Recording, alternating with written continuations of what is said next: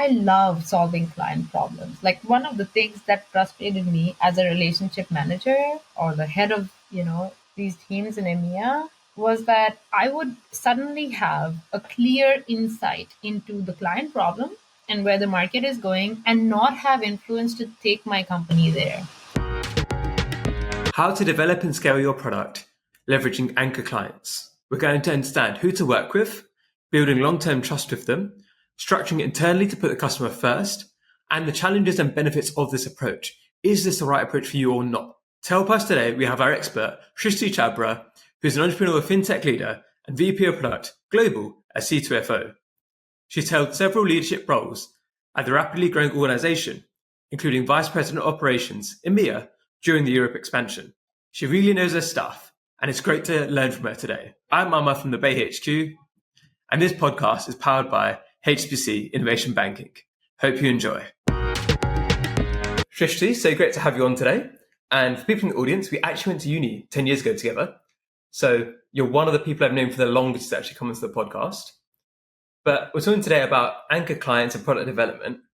Could you let the audience know, how do you define an anchor client and who's the most important clients to be thinking about when you're looking at product development? Yeah, so I think in the product world, there's a lot of discussion around your ideal customer profile, right? You kind of think, hey, I have product X, and these are the kind of clients who need X. So for example, in my world, you look at clients that have a working capital shortfall, or they have less working capital compared to other clients. And then that's basically your ideal customer profile to sell a working capital product. Now, the problem is that approach, you have a product first and a customer second, right? And that's exactly what I'm trying to change. And there are a lot of tech companies who've already changed that, right? Like Amazon is a customer obsessed company, right? They look at the customer first. So from my perspective, an anchor client is somebody, they have a problem and they're willing to solve it with your help. And the problem is big enough. So for example, I work at C2FO. I worked with 21 of the, FTSE 100 companies in the world. Fortune 100 companies in the world. And there are so many clients where people at those organizations are super frustrated with a certain problem. They might not be able to solve it, but we can solve it because of our technological know-how, our maybe connections with the bank, because we work at a fintech. And with those clients, you know what? It's so exciting to go on the journey of discovering the problem, right? And then you can go away. You can say, okay, I have a client who's super interested, motivated, they want to solve a problem. This is a problem they want to solve. Then you go do your business case in the back end, right? I'm not saying the anchor client means it's your entire market, right? But it tells you about an interesting problem people are super passionate to solve. You can go in the back end, figure out if it's a big enough problem to solve, and then you can go on that journey with them to solve it, right? Like one of our advisors, Frederick Spock, for example, he used to be chief procurement officer for Philips, Siemens, Huawei. He works with us, and he's so passionate about these products, right? So I love even working with advisors like that who are passionate about the problems they're trying to solve, because that'll get you there, right? So I think it's more about obsessing with the problem and a customer who's motivated as well to solve the problem than it is to take a product to an ideal customer. And what's interesting about that part as well there, so with these customers really passionate about a problem, how do you get them to engage with you to help solve the problem together, as opposed to shipping around with different other people to see if they can get a less perfect solution? How do you get them engaged? Like, no, we're going to get the best solution for you to solve what your problem is. Yeah, I mean, it's a very good question, and it will be different for everybody, right? Like if you're a startup, right, and you don't have existing clients, then I think you're at a completely different place. So like say yourself, you would go to a conference, you'll meet somebody who you want, right, to be a client for you. I would say talk about them, like their day to day. Ask them what are their priorities, what are their challenges of meeting their priorities. And I think that gets you to a very good place with them. Because suddenly they'll tell you, like, my priority is X, it keeps me up at night, and I cannot solve it, and I need some help. I, on the other hand, have a little bit more privilege, right? Because I have so many clients on this platform. that I work for at a fintech. So I can join any of these calls that we do with our clients and then ask them the same question. But the challenge is the same, right? If you go to somebody and you talk about yourself, it's very different to you go to somebody else and you ask them what keeps you up at night. Looking at that as well, so internally, right? If you about traditionally, people used to go, you've got the team that are looking at product development, and how do you get them to have that relationship with the clients? And how do you structure a team internally to make sure that they are listening to the client's problems, as opposed to it being a mandate from somebody high up in the company to be like, you need to build this? And how do you keep that relationship well within the company? Yeah, I mean, this is exactly why I was hired. So I ran relationship management for EMEA before moving to this global product role. And one of the reasons my chief product and tech officer kind of quoted was, I want to move this to this product led org, right?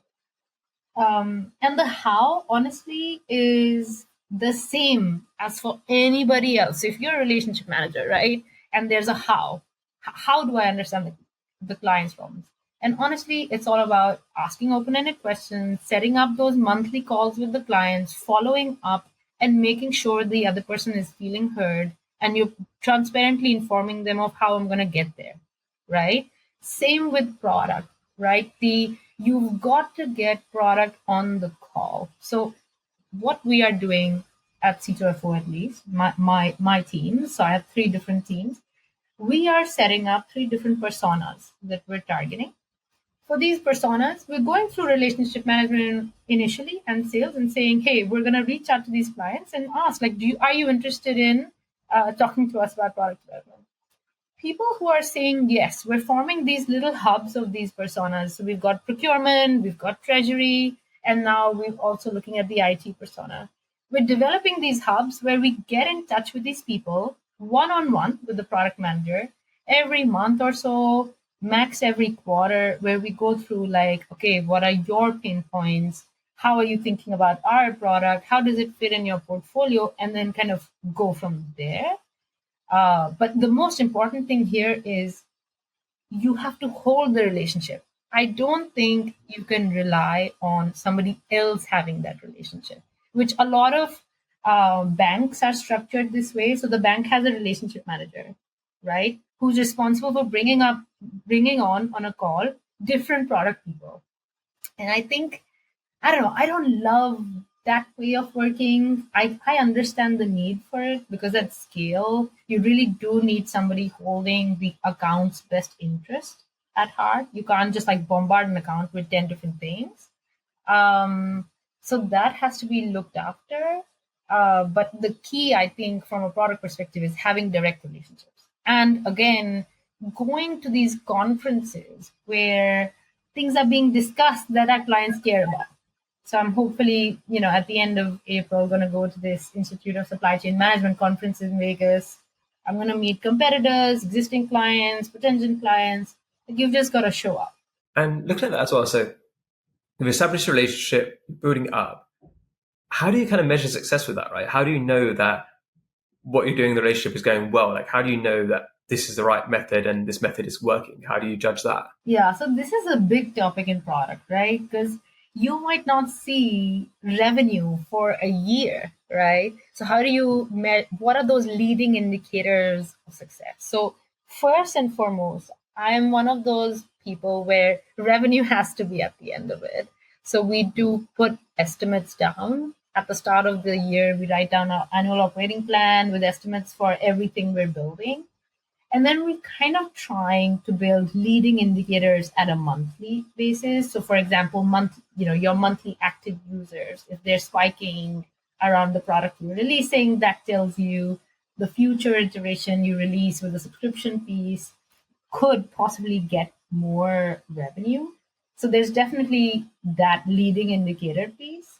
I think there's also this piece that my professor from LBS used to talk about. So last year at LBS, I did the entrepreneurship summer school, and we had these two amazing professors, Rupert Merson, Jeff Skinner. They were so keen. We drew a painted door for the client.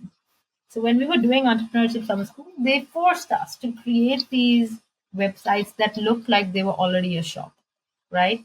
And this painted door test, it's just basically means, imagine there's a wall, I paint a door on it, and you just check who walks through. So that is something I'm very, very pro. Draw a painted door and see who walks in. So, for example, for one of the products I'm building today, already is there, but the back end is sort of, it's a wall. And you see who's actually going to pay for this. And at that point, I make a decision on, am I going on this path? Am I going to get this subscription revenue? Or should I, pivot at this point? We hope you're enjoying the episode so far. We just want to give a quick shout out to our headline partners, HSBC Innovation Banking. One of the biggest challenges for so many startups is finding the right bank to support them. Because you might start off and try to use a traditional bank, but they don't understand what you're doing. You're just talking to an AI assistant, or you're talking to somebody who doesn't really understand what it is you've been trying to do. HSBC have got the team they've built out over years to make sure they understand what you're doing, they've got the deep sector expertise, and they can help connect you with the right people to make your dreams come true. So if you want to learn more, check out hbcinnovationbanking.com. So what do you find are some of the biggest challenges in doing product in this way, right? Where it's so closely connected with potential clients or existing clients. What's some of the challenges that people listening right now think about taking this approach should really make sure they've got covered and planned for? Yeah, I mean, it's really tough. Like, the first challenge just comes from competition, right? So I know, Amardeep, you don't know a lot of companies in the space we're in, but we have a lot of competition.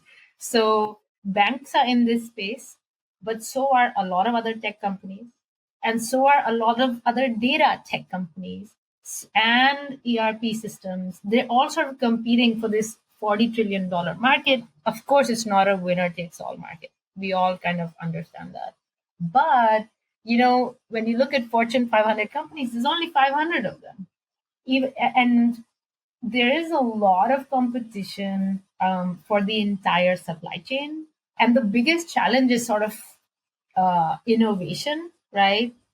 Whilst sort of cooperating. In the MBA, we used to call it co-opetition. It's just MBA spiel for the fact that your cooperation is only going to last till you're sort of increasing the size of the pie. The moment it's about market share, the competition takes precedence. So the hardest thing is sort of innovating while keeping pace with the competitors. So that's kind of point one for me. Because imagine I spend a lot of time with a painted door test. I'm still checking, like, hey, is this going to make revenue? By that time, maybe the competitors like launched it, right? So balancing that pace, that's the hard piece. What else? I think also, having your client really come on the journey with you is not that easy. Because again, these clients are what everybody's going to pitch to. And a lot of these products could be very similar. I think I'm super unique. I think C2FO is super unique. I think we have a lot of scale, etc. But then so will everybody else. And a lot of salespeople say this, right? Like, a sales decision is made with the emotion and then justified with logic. So I think those competition and client piece is very important. A lot of times, unfortunately, at that intersection, you see competitors maybe over promising and under delivering. We definitely don't do that. We try not to do it, at least. So those are kind of some of those trade-offs, like, hey, I'm promising you the future, but what can I really deliver? And then deliver it in a timely way before the competitor. And so looking, you got the challenges there, but it's also what's been some of the most enjoyable side of this, right? Where obviously doing products in the old sense in terms of just doing it internally versus also getting that feedback. Is that something you enjoy, or what do you love about this process of doing things in this way? Honestly, I love solving client problems. Like, one of the things that frustrated me as a relationship manager or the head of, these teams in EMEA was that I would suddenly have a clear insight into the client problem and where the market is going and not have influence to take my company there.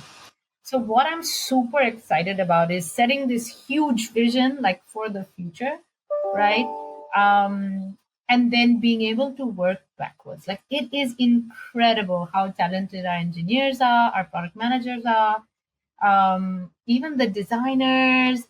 This is the first time I'm working with a design team, and I really believe in having design at the center of your product. And the most enjoyable sessions, like on a day-to-day basis, like, yes, I love setting the roadmap, the vision. I've really enjoyed taking the market there. But my favorite time is when we're sitting with an engineering manager, a product person, and a design person, and designing multiple phases of a product, keeping in mind the customer's problem. Like, we can solve something so much better by designing it in a better way. So I'm super excited about using these new technologies with design thinking at the center. It's so fun. It's creative. I love it. Like you said, before you were in a different role, you were scaling up the team and everything from that side. And then moving into this role here, is there anything you didn't expect about it by working in this manner that maybe surprised you? And you're like, if somebody else is thinking about doing it in this way, maybe you can give them a heads up so that they are better prepared. I think I was doing a lot of ops and hiring before, right? And then I thought I would move into product and I'll focus less on hiring, but I'll have a huge new skill set and learnings in the product and tech space. I'm actually building something from a tech perspective rather than a human perspective. So I knew that. I was also excited about the global role. So I have teams in the US, India, and EMEA. So, I'm very flexible on how I work. So I can take 2 hours out to see my baby in the evening. I can take half an hour in the morning to do my gym and then work until midnight, right? Because US hours are in the night, India hours are in the morning, UK hours are in the middle. What surprised me is, some of this can be quite lonely, right? Because you're a change agent and you rock up, right? I just assume that because I'm from the ops team, when I turn around to the ops team with my ideas, they'll be like, oh, duh, we all face the same problems, we have the same conviction. So, what I found surprising is that's not necessarily going to be the case, even though you're from kind of that team, right? I found my voice to be a lonely voice at the start. Now it's not so much. So, I think what was surprising is for the first 6 months, right? No matter how long you've been doing something or you've been at a company or how well you understand the customer's problem, you're going to have a change management curve, which is super lonely, especially if you start to work a little bit remote. Because, I was doing US hours, so I thought, okay, I'm going to come home by X time. But then you're kind of some nights just sitting alone in your room, working till midnight, having conversations that all kind of go south. And you wonder, have I made the right choice? So, for 6 months, surprisingly hard, just be prepared. Looking at that as well, do you have any more advice for people who are looking to do product development through using their anchor clients? Is there anything we haven't covered yet that you think would be really valuable for people listening? I would say there's a lot of discussion around artificial intelligence. There are certainly many, many problems that artificial intelligence can solve for our clients, and I totally am on board with it. And I think what I'm following today is I'm going deep, both with the problem space and the solution space. So we're going to start out with small AI products, and then we're going to learn and then kind of get to that big picture together and hopefully use anchor clients to get to that scale, right? What I would say as learning is like just be careful on what everybody is saying is AI. So I've seen competitor products, I've seen, just products out there that are doing very simple things. And just because they're using English language as an output, they're claiming they're using AI. Even natural language processing is not AI in itself. Same with these large language models. I think what I would say is just be, responsible on going deep on customer problems and solutions and kind of going from there rather than getting carried away with like a sexy, like, hey, idea on AI, which may or may not have product market fit. And then what are you most excited about coming up in the future with your role at the moment and what you're working on? What's kind of keeping you going and motivated? I have a few things. I don't know how many of them I can tell you because of the intense competition in this space. But I am very excited by the use of AI in our space, even just starting small, because if you think about B2B markets and products, a lot of people think so. There are two ways to expand, right? Like when once you have product market fit, you go lots of geographies. So, for example, C2FO is in at least 150 countries already. And then you can go deep into the companies you're selling at. So, imagine you start out with Fortune 500, but then you can go deeper, right?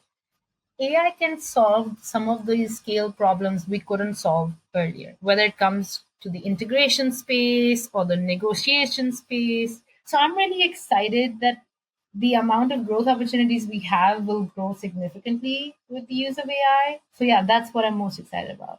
Awesome. So thanks so much for sharing all of that today. We're going to get to quick fire questions now. Ooh. So, ready? So, first question is, who are three British Asians you think are doing incredible work and you'd love to shout them out today for the audience to pay attention to? Okay, so I would first call out my sister, Chhabra. She is the founder of Food Hack. It is a food technology company that believes food is medicine. She's doing great work, God's work, especially, for women who find themselves, after pregnancy in a bad kind of health place. Yeah, I'm finding her food tech deliverables, like, the food they deliver amazing as a product, and hopefully others do as well. There's a lot of tech behind it too. So if you want to find out, get in touch with her. I would say Priyanka Gill, another founder. So she's a co-founder of My Glam Group. Again, they're just going global. They were an Indian company only with their JV with Serena Williams. I'll give her a shout out. She's just joined Kalari Capital. And then I will do another non-founder, actually, Chetan Couture. He's one of my friend's husbands. We actually went to Bath together as well. And he's just joined the construction industry in the UK from Volvo in Sweden. And he's trying to use tech to basically make construction sites safer. So I'm kind of excited about that too. Awesome. So, next question is, if people want to find out more about you, find out more about your company, where should they go to? LinkedIn. That's a good place to get in touch with me. And if you want to find out more about C2FO as well, where should they go to? Well, you can go to C2FO.com. We have a very scalable product. Like if your buyer is on our platform, they would probably email you about C2FO existing, but you could go at C2FO.com and just register there. Awesome. Then is there any way that the audience could help you today? So they could reach out to you and help you. I love fintech, but in my personal life, I also love all sort of fem tech products, not just in healthcare, but as a new mom, I'm looking a lot at technologies that help young families, young mothers. I'm definitely looking at products like that. So if you're in that space, I'd love to connect. Awesome. And so thanks so much for coming on today. Have you got any final words? No, it was great meeting, Amaddeep. Thank you for reaching out. Thank you for watching. Don't forget to subscribe. See you next time.